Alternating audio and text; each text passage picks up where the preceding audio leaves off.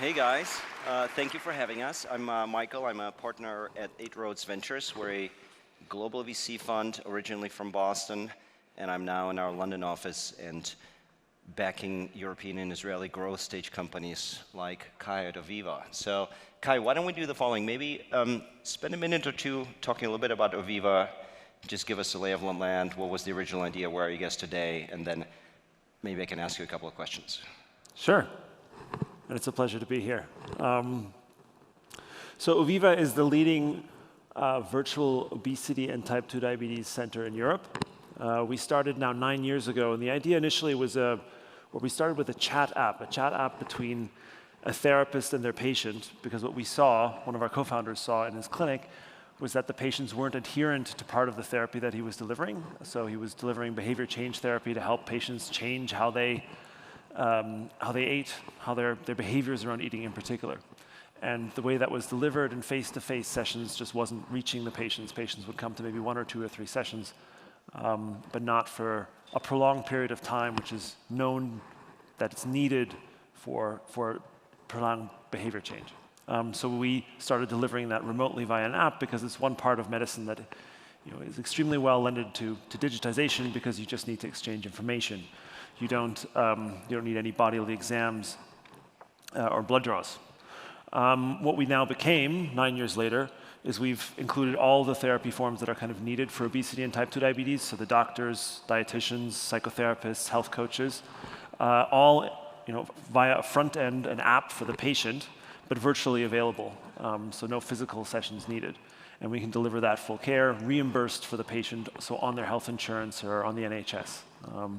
We've treated about 500,000 patients now so far, about 700 employees, and raised about 120 million from great investors like yourselves. Congrats. Amazing journey, and I think you just spent 30 seconds summarizing a 9-year overnight success. Maybe tell us a little bit, Kai, what, the scaling journey. We always talk about helping companies go from 0 to 1 to 100. You guys are well on the way to your 100. What have been some of the big challenges, and what were maybe things that surprised you when you went through the journey looking back? I think the richness of the journey is, I think that's something that just doesn't usually come out of any startup journey almost, right? One talks about product market fit, getting the right team together, as if that was kind of a binary point and you've made that then. And I feel like you make those points again and again and again. You find that, for us, we work in 4 different countries, so finding kind of that product market fit with the specific reimbursement was needed in every country. You need to get the right team in every country, but then also, once you've scaled to a certain degree, the channel often saturates and you have to find another channel, and that requires, in some ways, another, a revisit at least of that kind of product market fit concept, which is a very useful concept, but you kind of go through it, feelingly, every year, twice or 3 times in different settings and forms, and it's not such a binary total event. I think that's exactly right. We always talk about, do you have product market fit or not, but actually the question is, do you have it at the moment in a given market, and how is that going to evolve, right? How long will it last? How long will it last? Yeah. And what, you mentioned already, you guys are in 4 countries at this point, right? And you started obviously as a one country company. What does that mean for you guys in terms of really basic things around the team, communication, culture? How do you manage that, right? Because it's not a trivial undertaking. Yeah. So it took us a while. I think we very much started from a very delocalized approach. So each country was supposed to have its own management team, was supposed to adopt in its culture very much to the local health system. Every health system is very nationalistic, very self-centered, or nationally centered, if you wish. So you needed to have a local team that spoke their language, that had grown up in that system almost to make that work from a commercial perspective or traction perspective. But then internally, that's quite a challenge to manage, because that leads to lots of different solutions, which drive complexity. So we had to find the right balance, and that balance also shifts over time. I think where was growth at all costs, to kind of some degree, like in that up till end of 2021 phase, that kind of localization was much more acceptable because you could afford it to some degree. And since then, we've kind of drawn that back and centralized more things and tried to consolidate, simplify, make things more efficient in the meantime. But we still have, for instance, 3 town halls, just as one example. So there's There a you go. German, French, and English town hall that we run, all right after each other. So there's those kind of elements that still play, where you still play to the local cultures and make sure that everyone can, understands what you're doing, really, even just because the local healthcare staff just doesn't always speak English, which is what you can often just assume and work with in pure technology companies, for instance. Yeah, it's some of these basic things that look much easier when you think about them than when they actually occur. And I guess speaking of different countries, languages, cultures, how different are those markets? So, when we look at investors, at companies looking to expand, we're always, saying, oh, okay, well, you start in your local market in Switzerland, then you go to Germany, then you go to France, then you go to the UK. Let's go, right? How easy it is to just let's go, or what are some, again, of the things that may not be obvious from the outside?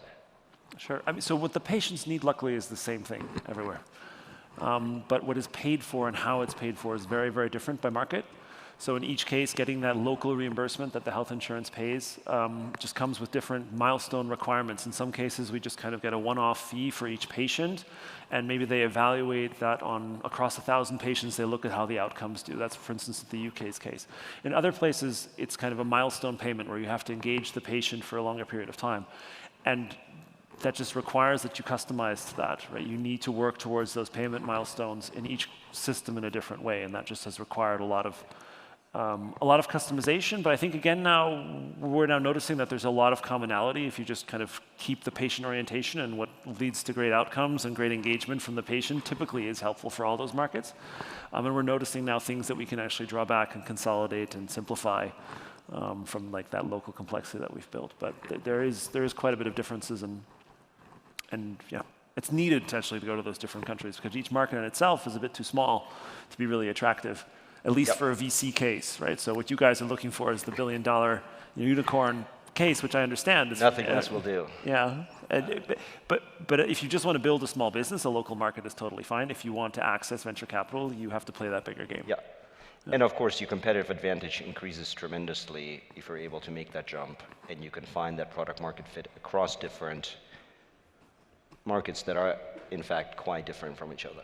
Absolutely. And if you want to have that impact, I think that was what was always in it for me. It was always I wanted to have, reach as much patients and impact as possible, and that's also not possible in one single market typically, unless the US is typically the typical example of where it's certainly large enough and it works easier, I guess, as one market, but then it's much more competition in that market as well. So there's always trade-offs. So let me ask you about that. I think there are no more typical VC questions than this one asked of a European entrepreneur. Do you have to go to the US to build a large business? So I would say no. Our market sizes are by plenty large enough. In our particular case, there are also good players in the US that are doing very similar things to us. So we felt we didn't have the case, and we didn't have to go to the US so far. No one actually wanted that from us. It was a plus in many of the investor discussions that we said the US is not on the roadmap. There are challenges with that, because the US is also, in our case, in healthcare and what we're doing, by far the largest market. And then there's additional metrics around exit perspectives and IPO ability, which is just usually much more favorable in the US versus Europe. So there are some barriers you face with that, but you just have to build a larger, better company to some degree. And the advantage to some degree is that there's less and less well-funded competition here. For sure. So. Yeah. Last question, I think, maybe a fun one that is very specific to you guys and anyone who's been focusing on healthy living and helping people work towards their goals. GLP-1 drugs and the magic pill that solves everyone's problems for a very affordable amount, and I'm being slightly sarcastic here. How do you guys think about that? What impact does it make on your business, or maybe just in general, talk about this interaction between drugs, the digital treatment that you might be providing, the practitioner? How does that all come together? Sure. And we're right next to Novo Nordisk's international headquarters, by the way. I think they're like 100 meters from us here. And they produce Ozempic, Wegovy, the medications that we're talking about. So These medications are very effective in reducing hunger. They will transform how obesity is managed going forward. The limitation of them is that they only manage your hunger while you're on those medications. They don't change behaviors. And so far, the behavior of the patients is that they stick on them for about 6, 12 months max, and then they stop. And if their behaviors haven't changed, their weight rebounds as well. So then you've gone on a costly intervention and the patient yo-yos back, which in many ways leaves them in a much worse health status than they would have been without that. And we come in to help manage the patients, lose weight well, safely, but then also change their behaviors in the end so that they keep the weight off. So it's a very important role, and it's a very important tool for us as well. And it increases in many ways how important we will be in the future. Yeah, for sure. I think it's going to be really interesting to see how that all evolves. I think we're out on time. Thank you so much. This was really fun. Appreciate it. Thank you guys for having us. Thank you.